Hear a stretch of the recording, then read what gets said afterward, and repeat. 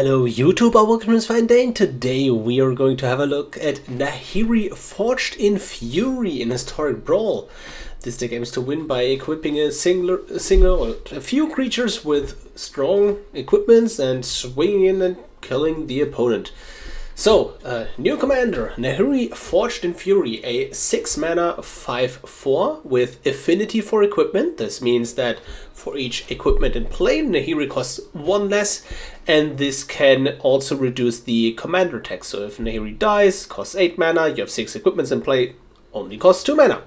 And then whenever an equipped creature you control attacks, exile the top card of your library. You may play that card this turn. You may cast equipment spells this way without paying the mana cost. Notable, Nahiri doesn't need to attack, so you can play Nahiri and attack with the creature and get a card. And this can trigger multiple times. So if you have 2 creatures that are equipped, you attack with both of them. This triggers twice. So, what's the idea here? We play a bunch of cheap equipments to just flood the board. Things like Bonesaw are just like the perfect thing for this deck. Costs 0 mana, equip 1, equipped creature gets +1/+0. And we play a bunch of cheap and easy to equip equipments, for the most part. You will later see that there are some equipments that are really hard to equip, but you know, we have our ways. So yeah, that is the main thing. Cheap equipment and easy to equip. There are some 1 mana auto attach equipments that are really hard to re-equip, which is why we don't play those. But for the most part, yeah, we just want our equipment to be really cheap. And I believe we play like 32 equipments in this deck. Let's have a look. Yeah, 30 equipments currently. Yeah, and I'm not sure if it's counting the backside of Halvar, God of Battle here. Yeah, and that is like the backbone, right? You have all these cheap equipments. You make Nahiri cost 2 or 3 mana. Like you can play this for on turn 3. Like just if you have equipment on turn 1, equipment on turn 2 and 3, and then you can just play Nahiri on equipment on turn 2 double, and then you can cast the commander on turn 3, and that's pretty neat, right? And then the deck is obviously perfectly capable of winning without the commander, and traditionally equipment decks are just, you know, they always are Boros, red, white. You just get the best synergies in those colors, and we have a bunch of commanders that, you know, could fill the role of an equipment commander. The most notable one out of these was always Akiri Fearless Voyager, which I believe to be the best equipment commander previously, before Nahiri, and now I think Nahiri is the new best one. And Akiri just does similar things to Nahiri, where you get card advantage as a payoff for, you know, having equipments. And Akiri gives indestructible to your equipment creatures, whereas Nahiri is also giving you a form of resiliency, and that is that she is really easy to recast. Like, Akiri dies once, then she costs 5 mana, and suddenly you're like, you play that for 5 mana, I completely tap out, they kill it again, and then you just don't have a commander anymore. But Nahiri can just easily get cast 2, 3, or maybe 4 times in a game, and, you know, even just for 2 mana the 5th time, if you have a critical mass of equipments in play. Then we have a few cards that are additional payoffs for equipments, like we already mentioned Akiri, right? Brunor, Battlehammer, well, the Keeper of Flame is a cool one, basically creating tokens for each equipment attached to him. Just some really neat synergies overall. And then we have a small package of like cheat equip costs, even though all these, most of these equip costs are really low, right? Like Eater of Virtue costs 1, Nether Armor 0 and whatnot. It is still good to reduce certain equip costs. And But it is still just really good to have something like a Fervent Champion that makes it so equip abilities you activate that target Fervent Champion costs 3 less to activate. It is just really good to just have a board full of equipments and then just no leftover mana and then just slam down a Fervent Champion and suddenly equip everything on that, right? And that is just really powerful. So we also play cards like Bladehold Warwhip, equip abilities of other equipments cost 1 less to activate, which a lot of the times just makes it so you just pay 1 or 2 mana to equip all the equipments you have onto a new card, and you just turn every single token you have into a threat.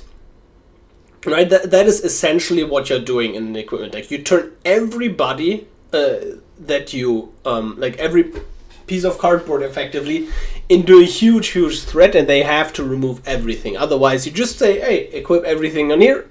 You don't block, okay, you die.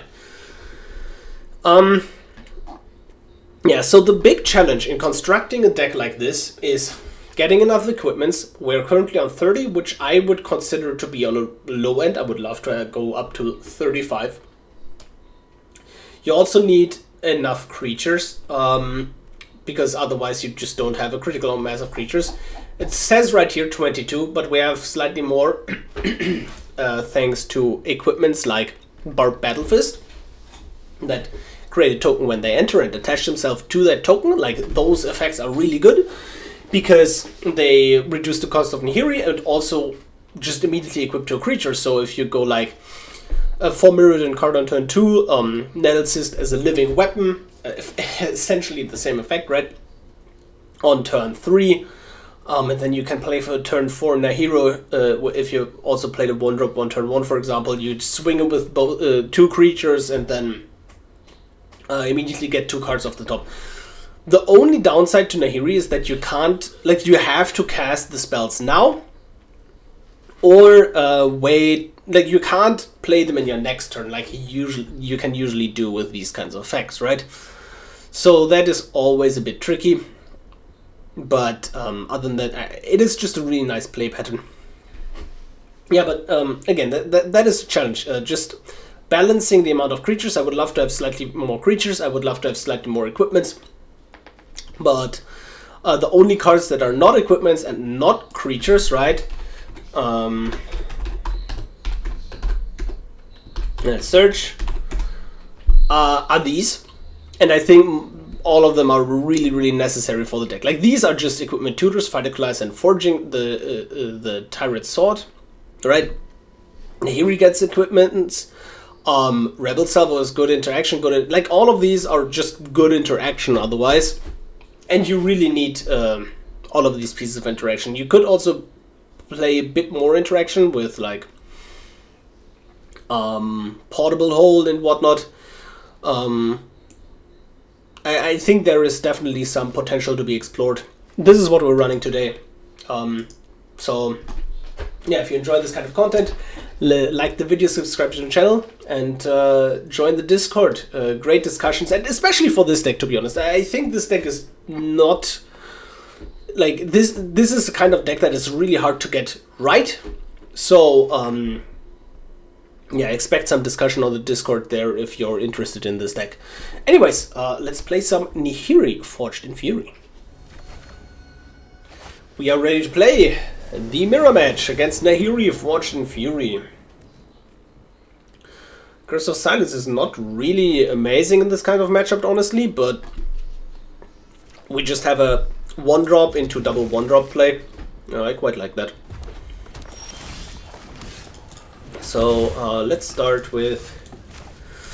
I'm gonna start on an equipment. I mean, like, they are not going to be able to cast their commander anytime soon anyways, especially since they missed their 1-drop. So let's see. We are looking for a turn 3 play, honestly.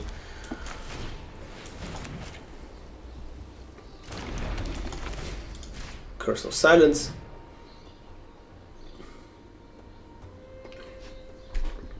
And since we don't... Like, it is not super amazing to name their commander in a spot like this where it just gets reduced, but at the same time, it is going to be impactful, right?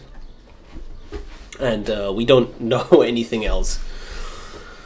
So, game. Yeah, thank you. Because the game really likes to freeze when I play Curse of Silence for the first time after booting up the game.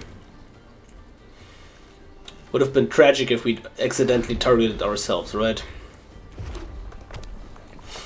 Just like any card to play here is great, because like even just the 1-drop allows us to do something with our mana, right? Unlucky. The question is, do we even play the Thran Portal? And I think that's so far down the...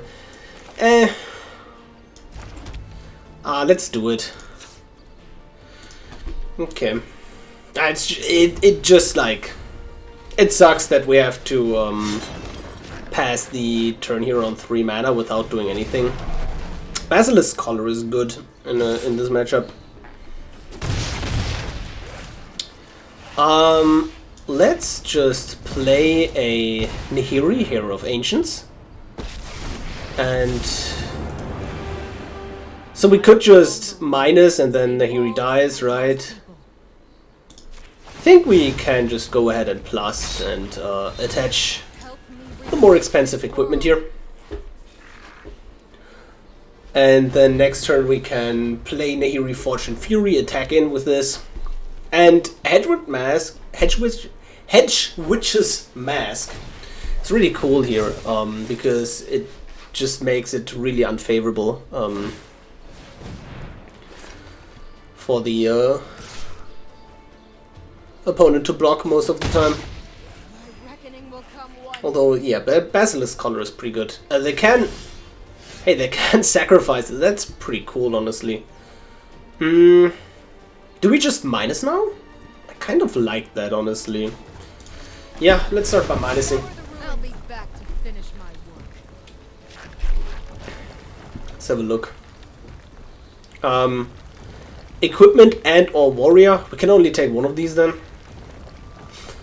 This only destroys... Oh, this destroys target artifact or enchantment. I kind of really like that.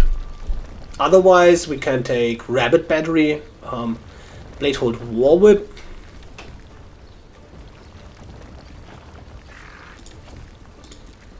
Let's take the whip, and we can Sigarda's 8,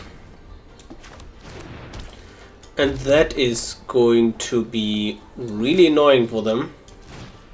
So we leather armor right now, because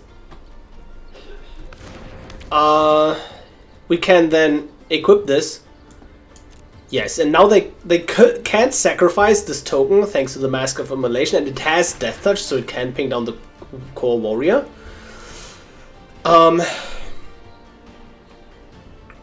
We can just go Nahiri as swing in, but I kind of just like swing it with this. If they block, we're going to attach the Bladehold War Whip onto it. If they don't block, I think I'm just going to pass the turn. And then just flash this in the end step. Yeah, lots of tricky decisions here, honestly. Yep. You gain life. Shadows, like, they have 2 lifelink equipments. Those are really relevant, honestly. Oh my god, and then a Champion of Flame. I'm kind of falling behind, to be honest. Let's see. These kinds of matchups are always pretty swingy. Do we want to equip there? I don't think so.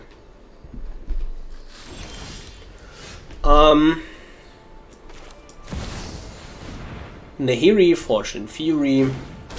And then I don't think we equip with this short sword yet. Let's just attack to get the 2. Yep. Sacrifice, kill that. Sure. Oh, we could have equipped the leather armor onto it, onto Nahiri. I don't think that is too amazing though. The issue with that is just like they can pay, yeah, for the leather armor ward ability.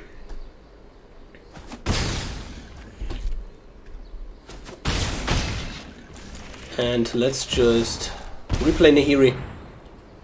Are we dead though? Maybe we're actually dead, right? We can equip Short Sword here for 1 mana. Thanks to the Blade Hold War Whip, reducing the cost to 0. And Leather Armor on the Nahiri as well. Sure. Yeah, I think I would have taken an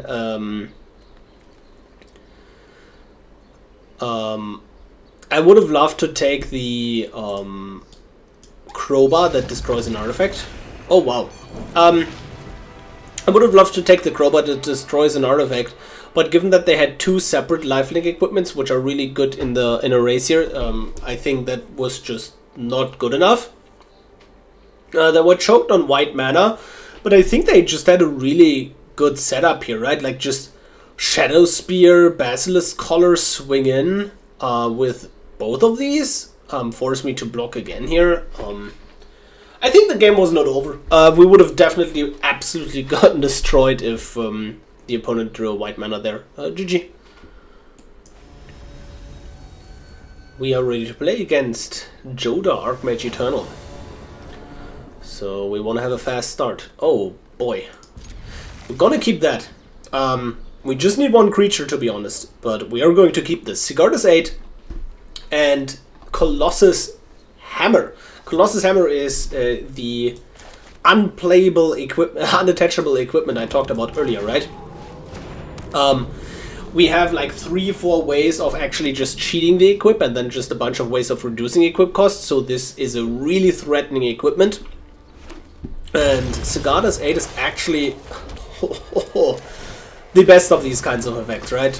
And I think the opponent just might just scoop.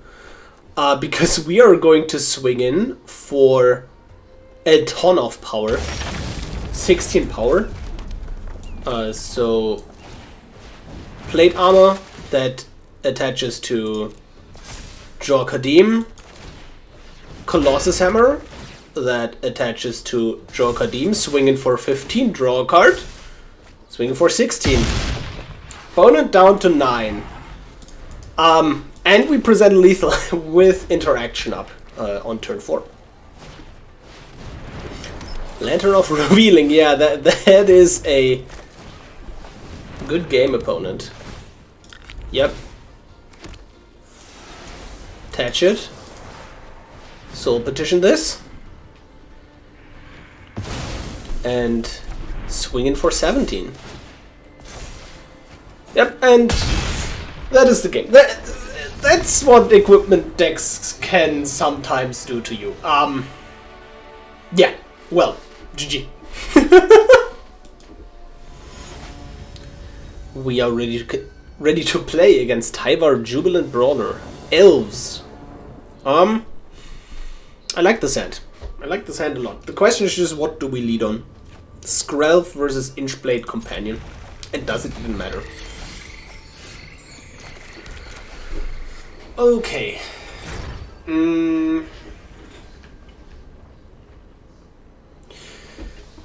What is our turn to play? Our turn to play is one of these. I think it's just we just want to get the Skrelv active. I think that is the like if we draw a relevant 2-drop, then we want to play that and protect it with Skrelv basically. Plate armor versus Swiftfoot boots. Next turn we're going to cast Inchblade Companion and activate it, so I think we want to go for plate armor in the here, because that will very quickly cost 0 to activate. If we draw exactly Bonesaw, 0 mana equipment, then we can actually attach the plate armor next turn as well. So let's see. Wayfinder finding plan, sure. Yeah, let's just play Inchblade, attach Inchblade, and now we start duplicating equipments effectively each turn. Pester, not going to activate. Inchblade Companion is just a really cool alchemy card. Just a really cool card, I think. Like, just the concept. It's beautiful. Okay, there's a Death Toucher. Not too threatening, we can just name green on Skrelv, right? We can't block this here. Like, I would love to make this trade, but first, makes our Nahiri more expensive as well as the plate armor activation. Second, we need something to attach to here. And I think it is important that we just keep doing this every turn. Oh! I just misclicked. I clicked unattach. Not attach. Okay, well that is obviously a huge issue. Oh well. Do we swing in? I think we just swing in, right? Because we're happy to trade this. Yep. And I think we will just Swords to Plowshare something here. Not sure. I kind of want to hold this Swords to Plowshares for a mana dork. Never...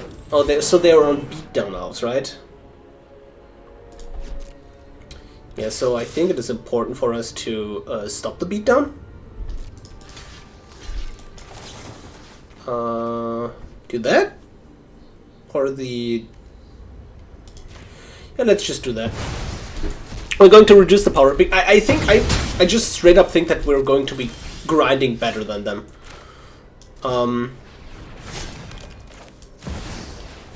So Nahiri, attach this, swing in. We'll find if that trade happens. Oh wait, did we? Oh, we traded this. We traded the original away. Oh my god. Yeah, we are definitely not on point right now, guys. Sorry for that.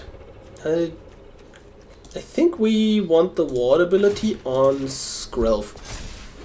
Because Skrelv can protect everything else. Yeah, we were not supposed to trade this away because now we can't start duplicating equipments. So, but I mean, if we win this, that just goes to show that the deck is really cool and neat and whatnot, right? Tyvar returning Wayfinder, I assume. Yep. Look at the top 4, put a land or a creature from among them on top. And here just the strength of our commander comes into play. Like, we can just swing into everything here and it's going to be great. Plate armor attaches here. Do we want to commit more? I think we do. Go here. I think we want to attach the Swiftfoot Boots to Skrelv. Anyways, to give it hexproof, right? Go face. Exile the top 2. That's fine. I assume they block Nahiri with the Death Toucher? Sure. Yeah, that is like the best case scenario for us. Yep. Put her into a command zone. Cast a land. Cast this for 0. Replay Nahiri Forged in Fury. Forging the Tyrite Sword.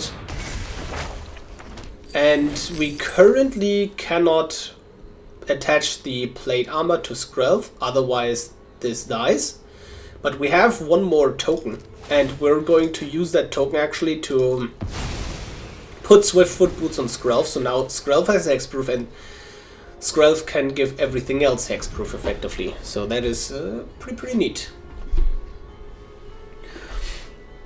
We could consider attacking with Skrelv, right? Like, put a bunch of equipments onto Skrelv, attack as well, just to draw one more card effectively, but I don't think this is where we want to be.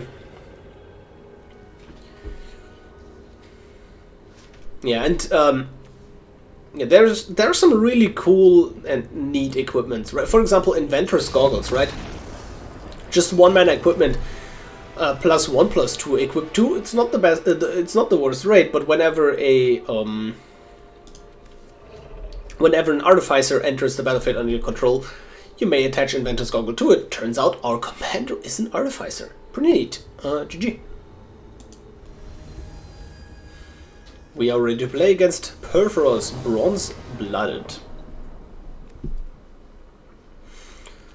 Very, very interesting. So in general, Perforos tries to just ramp, play the commander, and then just activate the ability a bunch of times to just put huge threats into play and just kill you, basically. So, if we can get a huge creature ourselves with lifelink, I don't think they will ever win this game. I just think this hand is too slow. Like, we don't have meaningful interaction, right? It's just like Jorka Demon turn 2 into Blade Hole. It just doesn't appeal to me. Let's mulligan. Oh, this is lovely. But we don't have... we do not have white, but like... If we just had another white sorcerer, that would be like perfect, because Hexgold Sledge creates a Goblin Gaveleer, and that Gaveleer gets absolutely massive. I think we can go deeper.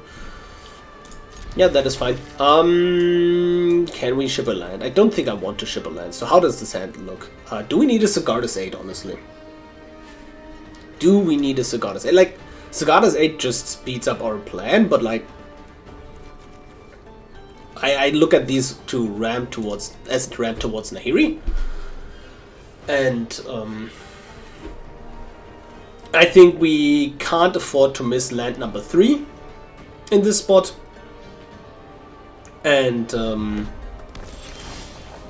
oh yeah, now especially, I'm just so glad that like I just kept the land over Sigarda's 8, because now we're going to play a turn 3 Nahiri with Boost of Speed and Bone Splitter on turn 2, so like that. And if we draw any 1-drop equipment, that is also going to help us equip something on Nahiri as well instantly. So let's see, Chandra Dress to kill, sure. Our fear is obviously if the opponent just has like 4 damage to remove Nahiri. That would be kind of tragic, wouldn't it? You're lucky this is a Oh, do they have removal? They don't. Nice. We could just go with Barbed Spike, give haste, attack Chandra, and then... Yeah, honestly I like that. Because then we can play Nahiri for 2 next turn. Yeah, I think this is a battle line, because now, if the Thopter gets removed, okay, that's fine, right? But if we play Nahiri in this spot, Nahiri dies, we are just going to get absolutely destroyed. So, yeah, we are really lucky they didn't have a land, because that means Perforos doesn't come down this turn. Otherwise I could have played land, plus Chandra, gain mana. Oh, I didn't even... I should have looked if they... Excuse me. I should have looked if they put the card on top or bottom. I didn't catch that. Because if it's bottom, then we know they don't have a land on top, and that is actually very relevant to our decision making. Anyways, I think we go ahead and Nahiri, haste, hold our land drop, so swing like this, and we kind of get, oh no, these are both equipments, right, because, and then equipments we can just play for 0 like this, play you as well, and I think I like just not equipping here, and then keep up Lawrence's Cave. Yeah, that is just a really threatening board on turn 4, really nice, GG. We are ready to play against Omnath, Locus of All. No equipments. I think that's an easy mulligan. Lots of nice equipments, and we have the dream! Oh wow, that's disgusting. Kemba outfit on turn 1. So choose an equipment in your hand, it perpetually gains equip 1. Colossus Hammer, swing in.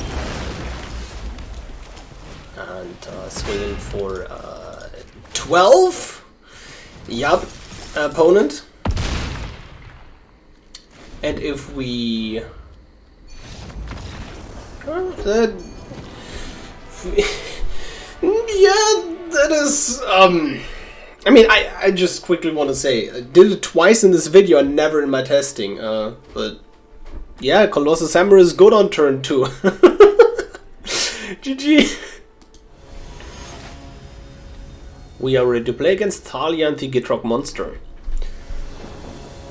We go first, nice. And we're going to keep a on the play Ragavan in hand for sure.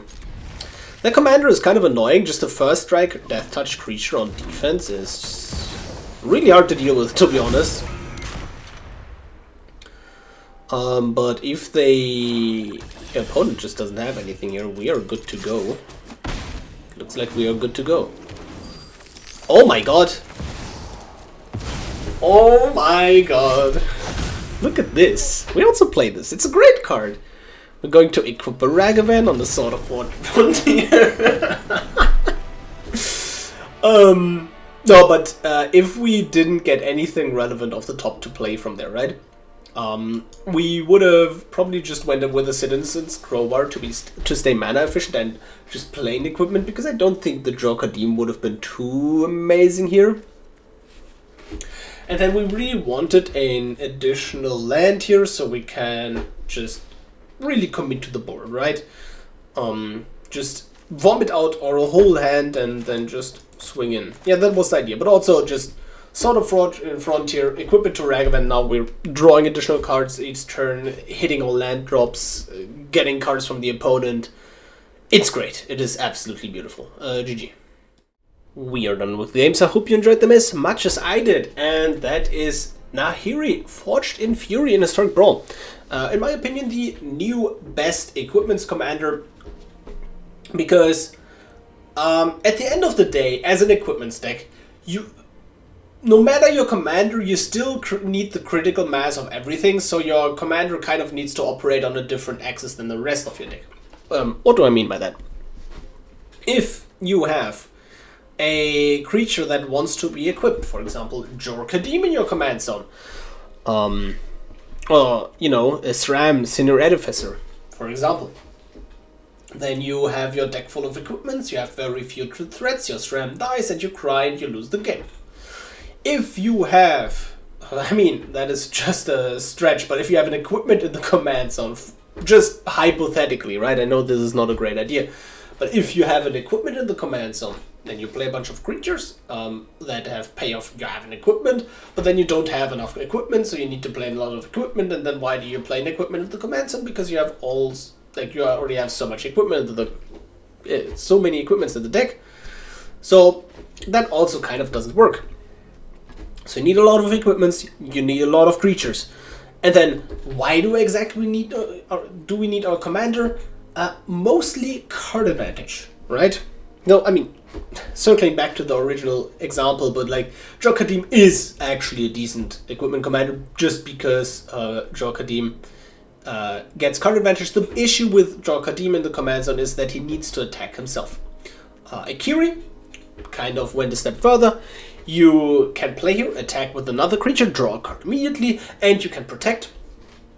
And then Nahiri even goes further than that with being really easy to get recast, the potential of getting multiple cards, and then just also cheating mana cost in multiple ways, like her own mana cost and the mana cost of equipments you flip.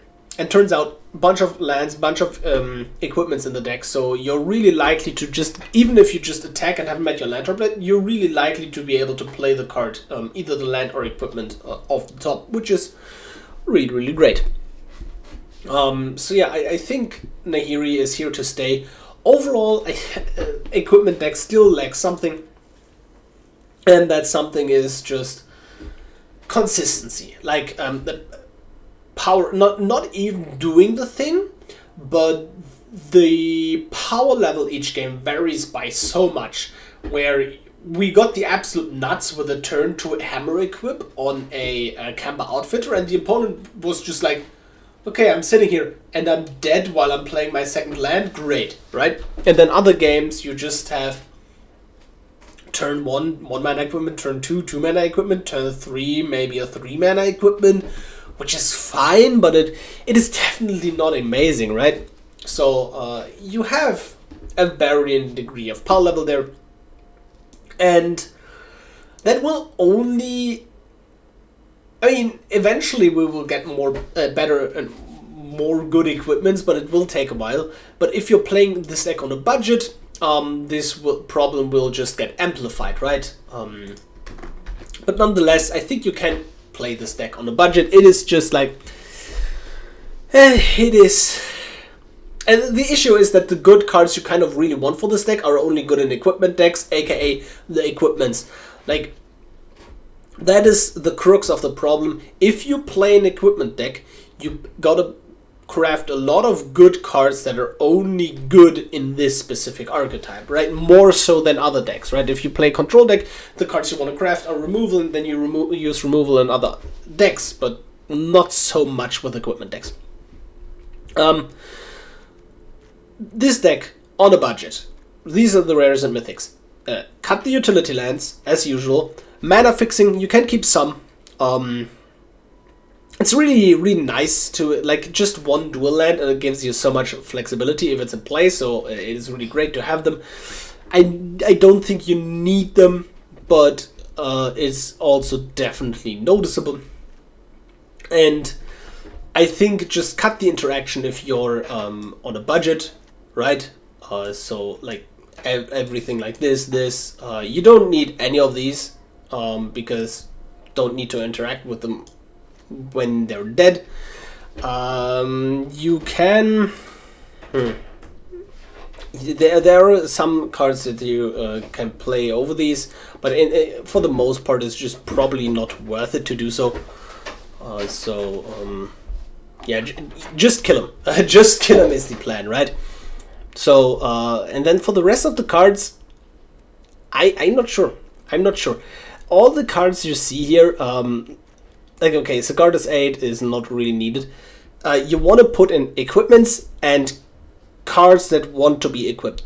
If you don't have things like Jor Kadim that specifically say equipment, or like Sram, Senior Edificer, you can also just run cards with a lot of keywords, just like a 2-mana 2/2 lifelink trample vigilant. I don't think there is a card like that, right? But just a card with a lot of keywords is a card that likes to get equipped, because it just amplifies the things that you put on the card. Just like a 2-mana double striker, like those are just absolutely fine to put in here. So play those. And then for the equipments you don't have, just add cheap equipment, just like add 1 and 2 mana equipment that you have in your collection, or just some commons and uncommons, and that's more so to reduce the cost of Nahiri than actual playability. But you're going to be on a budget, and you have to do budget stuff. Yeah. Anyways, that is it for the deck. Hope you enjoyed the video. If you did, leave a like, subscribe to the channel, and I will see you in the next time.